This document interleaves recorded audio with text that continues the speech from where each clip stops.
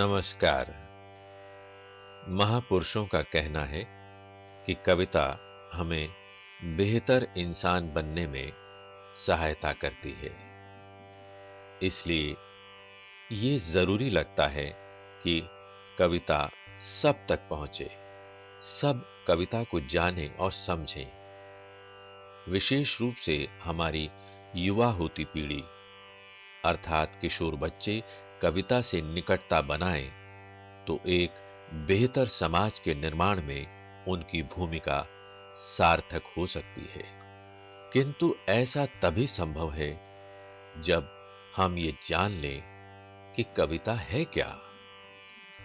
कविता का एक छोर जहां कल्पना को आकाश की ऊंचाइयों तक ले जाने की क्षमता रखता है, वहीं जीवन का यथार्थ कविता को धरातल पर लाकर खड़ा कर देता है।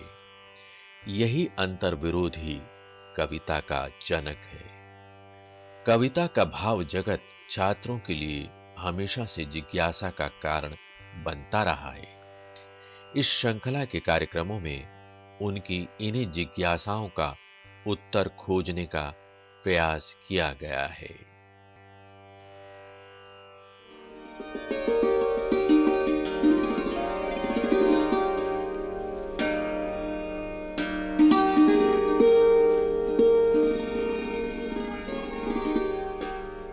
नमस्कार साथियों, आज हम मध्यकालीन भारतीय साहित्य की प्रसिद्ध कन्नड़ कवयित्री अक्का महादेवी और उनकी कविता पर बातचीत करेंगे।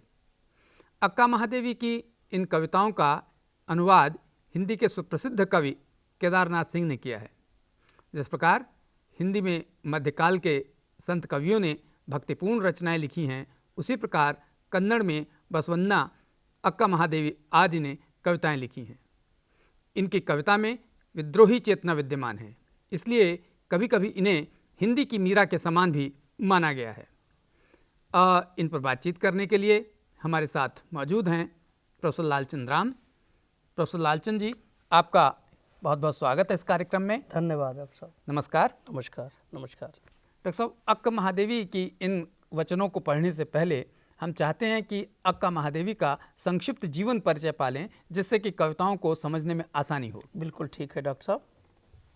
अक्का महादेवी कन्नड़ कवयित्री हैं। भक्ति काल की जो परंपरा दक्षिण से उत्तर की ओर आई थी जी चूँकि ये कर्नाटक की थी जी तो 12वीं शताब्दी में इनका जन्म शिवमोगा के निकट उडुतरी गांव में हुआ था। जी यानी दक्षिण की जो भक्ति की परंपरा जो दक्षिण में पनपी थी, तो आप कह सकते हैं जो विद्रोह की चेतना पैदा हुई थी जी वह दक्षिण से शुरू हुई थी। उसमें अक्का महादेवी का बड़ा नाम है। जी अक्का महादेवी शिव भक्त थीं। उन्हीं को उन्होंने अपना पति माना था। जैसे मीराबाई ने कृष्ण को अपना पति माना था, जी ठीक उसी तरह से अक्का महादेवी ने शिव को अपना पति माना था। जी और जो संत साहित्य की परंपरा कर्नाटक में थी, जिसमें वसवन्ना और अल्लामा प्रभु थे, उसी परंपरा में अक्का महादेवी का नाम आता है। जी अक्का महादेवी अपूर्व सुंदरी थीं। एक बार वहाँ के राजा ने जी अक्का महादेवी से विवाह का प्रस्ताव भेजा। चूँकि अक्का महादेवी ने भगवान शिव को ही अपना पति मान बैठी थीं, विवाह के प्रस्ताव को ठुकरा दिया। बाद में राजा ने ज़बरदस्ती की और शादी करने का प्रस्ताव रखा, तो अक्का महादेवी ने 3 शर्तें रखीं। विवाह तो हो गया, लेकिन राजा ने वे शर्तें पूरी नहीं की, तो अक्का महादेवी ने राज परिवार राजमहल छोड़ करके वापस चली आईं और शिव की भक्ति में लीन हो गई।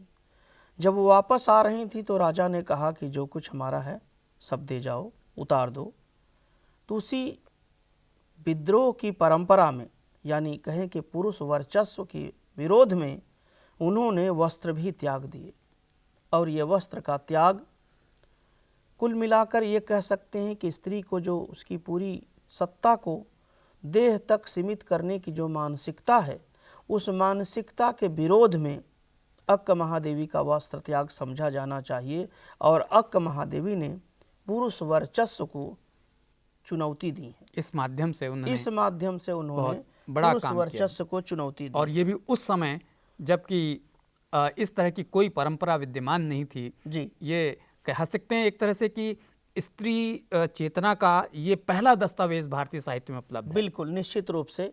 और कह सकते हैं कि बाद में, हालांकि मीरा तो हिंदी कवियत्री, संत कवियत्रियों में या भक्त कवियत्रियों में बाद में हुई जी, लेकिन मीरा का एक गीत है कि तन की आस कबहु नहीं कीन्ही जं रणमाही सूरों, यानी जिस तरह से वीर लोग युद्ध के मैदान में शरीर रक्षा को नहीं देखते हैं, उसका ध्यान नहीं रखते हैं, उसके बारे में नहीं सोचते हैं और संकल्प के साथ, दृढ़ता के साथ उसका मुकाबला करते हैं, ठीक उसी तरह से अक्क महादेवी ने वस्त्र त्याग कर दिया। उन्होंने ये नहीं समझा कि समाज, मूल्य, मान्यताएं क्या कहेंगी। उन्होंने जो फैसला लिया तो लिया, और फैसला इसलिए भी लिया कि पुरुष प्रधान समाज स्त्री को एक वस्तु के रूप में, अपनी संपत्ति के रूप में देखना चाहता है और उसकी सारी निजता, सारी उसकी बुद्धिजीविता या सारा का सारा उसको, उसकी अस्तित्व को देह तक सीमित मानता है। अक्क महादेवी का वस्त्र त्याग उन्हीं पुरानी जड़ताओं, मान्यताओं और रूढ़ियों को चुनौती देने का प्रतीक बन जाता है। क्या बात है डॉक्टर साहब, आपने अक्क महादेवी का बहुत सुंदर जीवन परिचय दिया और उनकी ये चेतना किस प्रकार कविता में आई है इसे भी हम माने समझ पाएंगे भली प्रकार से। अब हम जो पाठ्यक्रम में 2 वचन उनके, 2 कविताएं लगी हुई हैं उनको पढ़ते हैं। एक एक करके मैं उनकी इन कविताओं को, वचनों को पढ़ूंगा और फिर उसकी व्याख्या करेंगे। बिल्कुल ठीक है। पहला वचन है, हे भूख मत मचल, प्यास तड़प मत, हे नींद मत सता, क्रोध मचा मत उथल पुथल, हे मोह पाश अपने ढील, लोभ मत ललचा, हे मद मत कर मदहोश, ईर्ष्या जला मत, ओ चराचर मत चूक अवसर, आई हूँ संदेश लेकर चन्न मल्लिकार्जुन का। डॉक्टर साहब बिल्कुल सही। जो पहला वचन है उसमें वो कह रही कि हे भूख मत मचल, प्यास तड़प मत, हे नींद मत सता, क्रोध मचा मत उथल पुथल, हे मोह पाश अपने ढील, लोभ मत ललचा, हे मद मत कर मदहोश, ईर्ष्या जला मत, ओ चराचर मत चूक अवसर, आई हूँ संदेश लेकर चन्न मल्लिकार्जुन का। अब ये जो भूख, प्यास, नींद, क्रोध, मोह, लोभ, मद, ईर्ष्या, ये जो है मनुष्य को बांधे रखते हैं। ये इंद्रियां जो हैं मनुष्य को अपने मोह फांस में बांधी रहती हैं। जी बिल्कुल। तो अक्क महादेवी कह रही हैं कि इनको छोड़ो, जब तक इनको नहीं छोड़ोगे तब तक आगे नहीं बढ़ोगे, ईश्वर के दर्शन नहीं हो पाएंगे। क्योंकि ये मोह फांस में अपने जैसे कहा है उन्होंने कि पाश अपने ढील, ये जो इंद्रियां हैं मनुष्य को जकड़े रहती, तो कहती हैं इन जकड़ को ढीला करो। मतलब ये कि ये आत्मबोध है, आत्म संबोधन है कि जो मनुष्य के अंदर ये 5 मकार हैं, है ना, जिनकी चर्चा की गई है हमारे शास्त्रों में भी, जो मनुष्य को बांधे रखती हैं, इनको कह रही हैं कि इनको अब हमें ढीला करना है। कहने का आशय यह है कि अक्क महादेवी ये कह रहे हैं कि पहले अपने इंद्रियों को वश में करो। इंद्रिय निग्रह, इंद्रियों को जब तक वश में नहीं करोगे तब तक ईश्वर के दर्शन नहीं कर पाओगे, नहीं ईश्वर की प्राप्ति संभव है। इसलिए ये जो भूख प्यास ये मनुष्य को अपने मोह फांस में बांधे रहते हैं और मनुष्य इसमें जकड़ा रहता है। ईश्वर की प्राप्ति के लिए इन सब मोह बंधनों से मुक्त होना पड़ेगा, इन इंद्रियों को पर नियंत्रण करना पड़ेगा। इसीलिए कहती हैं ओ चराचर मत चूक अवसर, ये अवसर जो है इंद्रियों को वश में करने का अगर आता है तो इंद्रियों को वश में कर लो, चूको मत, क्योंकि मैं तो आई हूँ संदेश लेकर चन्न मल्लिकार्जुन का, यानी शिव का संदेश लेकर आई हैं। और वो चराचर अर्थात सभी जीव जंतुओं को कहती हैं कि ये अगर अवसर आया है अपनी इंद्रियों को वश में करने का, तो उन इंद्रियों को वश में कर लो, तभी आप जो मैं संदेश लाई हूँ शिव जी का, चन्न मल्लिकार्जुन का, तभी वह संदेश सुन पाओगे और ग्रहण कर पाओगे। अर्थात ईश्वर की प्राप्ति, ईश्वर का दर्शन तभी संभव है जब अपनी इंद्रियों को आप वश में कर लो। जी, तो इसमें जो कहा गया कि क्रोध मचा मत उथल पुथल, माने मनुष्य के वो क्रोध जो अंदर उसको उथल पुथल मचाता है और दूसरों को क्रोधित माने क्रोध में कहता है। ये चाहे भूख है, भूख के लिए तो आप समझते हैं कि भूख तो भूखे भजन न होए गोपाला, ले लो अपनी कंठी माला। बिल्कुल। तो भूख तो मनुष्य को विचलित करती है, प्यास तड़पा देती है, नींद तो जब आती है तो उसको कुछ नहीं दिखाई पड़ता, क्रोध में भी लगभग वही स्थिति हो, तो आदमी अपने इंद्रियों को वश में नहीं कर पाता है। लोभ, मनुष्य को तो लोभ हमेशा घेरे रहता है। मोह, माया मोह का जो बंधन है उसको जब तक ढीला नहीं करेगा, जब तक इन इंद्रियों को पर नियंत्रण नहीं करेगा, तब तक ईश्वर के न दर्शन हो सकते हैं, नहीं शिव जी का जो संदेशा है उनको वो ग्रहण कर सकते हैं। तो इसमें ओ चराचर किसे कहा गया है? वो ओ चराचर सभी जीव जंतुओं अच्छा, चर और अचर सबके लिए, संसार में जो माने स्थिर हैं और जो चलायमान हैं, उन सबको संबोधित कर रही है कि सबको अगर ईश्वर प्राप्ति करनी है तो ये संदेश है कि अगर आपको मुक्ति पानी है तो इस तरह से, अगर आपको शिव के दर्शन करना है, उनके संदेशों को सुनना है, और तो आपको अपनी इंद्रियों को वश में करना है। और ये अवसर कभी कभी आता है, इसलिए उस अवसर को जाने मत दो, चूको नहीं। क्या बात, बहुत अच्छी व्याख्या। मैं दूसरा इसमें वचन पढ़ता हूँ जी। हे मेरे जूही के फूल जैसे ईश्वर, मंगवाओ मुझसे भीख जी, और कुछ ऐसा करो कि भूल जाऊं अपना घर पूरी तरह, झोली फैलाऊं और न मिले भीख, कोई हाथ बढ़ाए कुछ देने को तो वह गिर जाए नीचे, और यदि मैं झुकूं उसे उठाने तो कोई कुत्ता आ जाए और उसे झपट कर छीन ले मुझसे। क्या बात है। अब देखिए, जिस चन्न मल्लिकार्जुन का संदेश लेके आई हैं जी, उसे वो कह रही हैं हे मेरे जूही के फूल जैसे ईश्वर, यानी ईश्वर की तुलना जूही के फूल से की है। क्या बात है। जूही के फूल अपनी पवित्रता के लिए, अपनी कोमलता के लिए जाना जाता है, इसलिए ईश्वर की तुलना, और गंध के लिए कि उसकी गंध ही सब में व्याप्त है। शिव जी की तुलना, ईश्वर की तुलना उन्होंने जूही के फूल से की है।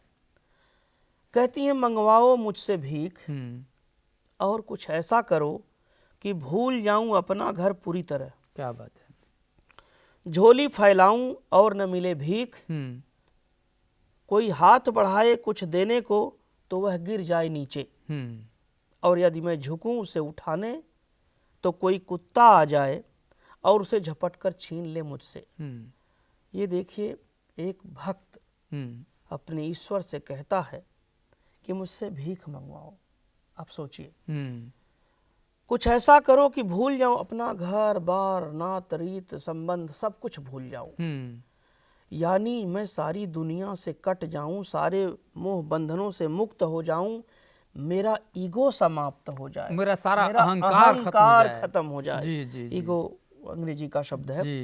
अहंकार मेरा समाप्त हो जाए, यानी जब तक ये सब रहेगा तब तक ईश्वर की न भक्ति संभव है, न ईश्वर के दर्शन संभव है, न ईश्वर के दिए हुए वचन ग्राह्य होंगे, स्वीकार्य होंगे। इसलिए स्वयं को दरिद्र बनाने की प्रार्थना, यानी जब कुछ नहीं रहेगा तो मनुष्य ईश्वर की भक्ति में लीन होगा। हाँ, मतलब वो दरिद्र अगर नहीं होगा तो दरिद्र नारायण मिलेगा कैसे? कैसे मिलेगा, बिल्कुल सही। हाँ। इसलिए वह प्रार्थना कर रही हैं जी कि वह अपना घर द्वार सब कुछ भूल जाएं। और आप देखें कि कई बार कबीर के यहाँ आया है जी कि कबीर कुत्ता राम का मोतिया मेरा नाम। जी यानी भक्ति में मनुष्य अपने आप को कुत्ता बना लेना जी चाहता है। जी जी। यानी पूर्णतः अहंकार का त्याग। जब तक वो नहीं होगा तब जब तक तक अहंकार का त्याग नहीं नहीं होगा। होगा, जी। इंद्रियां बस में नहीं होंगी, तब तक ईश्वर की प्राप्ति, ईश्वर का दर्शन, ईश्वर के उपदेशों का, वचनों का कोई असर नहीं पड़ेगा। इसलिए हम्म देखिए, कहती हैं कि जब कोई हाथ बढ़ाए कुछ देने को हम्म, तो वह गिर जाए नीचे। जी वो कभी न लेना चाहती हैं न देना चाहती। वो नहीं चाहती हैं कि किसी भी लाभ, लोभ, लालच, मोह में बंधी रहे। जी जी जीव को यही सब तो बंधन अपने माया मोह में बांधे रहता है। जी जी जी। इस जो माया मोह का बंधन है, जो लोभ मोह का बंधन है, उससे मुक्ति चाहती। इसलिए कहती हैं कोई हाथ बढ़ाए कुछ देने को तो वह नीचे गिर जाए, और यदि मैं झुकूं उसे उठाने तो कोई कुत्ता आ जाए और उसे झपट कर छीन ले क्या मुझसे। बात है, क्या यानी बात है। मुझे कोई कुछ देना चाहे तो वह मेरे हाथ में आने से पहले नीचे गिर जाए, और मेरे ग्रहण करने से पहले, ही। मेरे उठाने से पहले कुत्ता आ जाए और उसको झपट कर छीन ले मुझसे। क्या बात है। यानी पूर्णतः किसी पर निर्भर नहीं, किसी से कोई आशा आकांक्षा नहीं, किसी से कुछ पाने का भाव नहीं। यानी एक मेक भक्ति में बहुत अच्छा। बिल्कुल एक मेक तादात्म्य। जी, जी, जी। यानी ईश्वर और मैं, ये सिर्फ मैं मतलब हम, मनुष्य और ईश्वर के बीच में कोई तीसरा और हो ही नहीं, सही यह भाव है इस क्या कविता बात, में। बहुत अच्छा। और अक्क महादेवी, आप देखिए कि पूरी भक्ति साहित्य की परंपरा में किस तरह से अपने भक्ति दर्शन को, यानी शैव दर्शन जी, को जी, वाह। किस तरह से समाज के सामने क्या बात। और भक्तों के सामने लाती हैं। डॉक्टर साहब, आपने इन दोनों वचनों की बहुत सुंदर व्याख्या की। मेरे मन में एक छोटी सी जिज्ञासा है कि इस दोनों पदों से ही, माने दोनों वचनों से ही कवयित्री क्या कहना चाहती है, इसका मूल संदेश संक्षेप में? निश्चित रूप से असल में कवयित्री अक्क महादेवी यहाँ ये बताना चाहती हैं जी कि अगर आपको अपने लक्ष्य की ओर बढ़ना है, जी आपको अपनी लक्ष्य प्राप्ति करनी है, तो इंद्रियों पर निग्रह करना सीखिए, इंद्रियों को बस में करना सीखिए, क्योंकि इंद्रियां तो मनुष्य को इधर उधर भटकाती हैं। जी अगर आपका लक्ष्य निश्चित है, आप लक्ष्य पाने में दृढ़ और संकल्पवान हैं, तो दुनिया की कोई ताकत नहीं रोकेगी। लेकिन आपको अपनी इंद्रियों को वश में करना होगा। क्या बात है। एक चीज। दूसरी बात, सारे अहम को त्यागने होंगे जी और कुछ पाने का मोह त्यागना होगा, लोभ त्यागना होगा। यानी कि अगर आप में निष्ठा, त्याग, समर्पण, पूर्णतः समर्पण का भाव होगा, तो आपको कोई भी कुछ भी हासिल करने में कभी भी कोई मुश्किल नहीं आएगी। चाहे ईश्वर के भक्ति हो, चाहे ईश्वर का दर्शन हो, चाहे आपका कोई लक्ष्य हो, आपको कुछ प्राप्त करना हो, प्राप्ति हो, तब तक ये संभव नहीं है जब तक आप अपने आप को इन सारे मोह, लोभ और बंधनों से मुक्त नहीं आप करेंगे, तब तक संभव नहीं। डॉक्टर साहब, आपने बहुत सुंदर तरीके से इन वचनों के अंदर जो सार तत्व छिपा हुआ है कि किस प्रकार अहंकार आदमी को आदमी से दूर करता है, किस प्रकार अहंकार आदमी को ईश्वर से दूर करता है, उस सब को इतना खोलकर उद्घाटित कर दिया है कि इससे हमारे विद्यार्थियों को निश्चय ही लाभ होगा। आप हमारे इस कार्यक्रम में आए, अपना समय दिया, आपका बहुत बहुत धन्यवाद। नमस्कार। धन्यवाद। नमस्कार।